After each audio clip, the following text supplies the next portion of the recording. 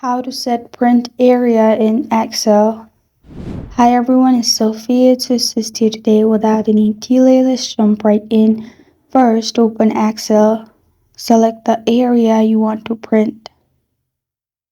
After you've selected area, it will look something like this. After that, simply click on Page Layout on top and you'll find Print Area. Click on Set Print Area.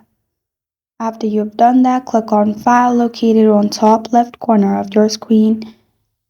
You will find Print below Save As and above Export. Click on Print and then in Settings.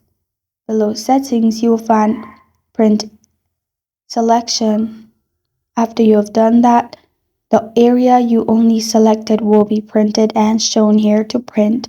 This is how to set print area in Excel.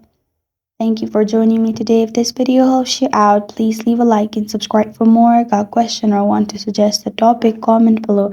I am Sophia signing off. Until next time.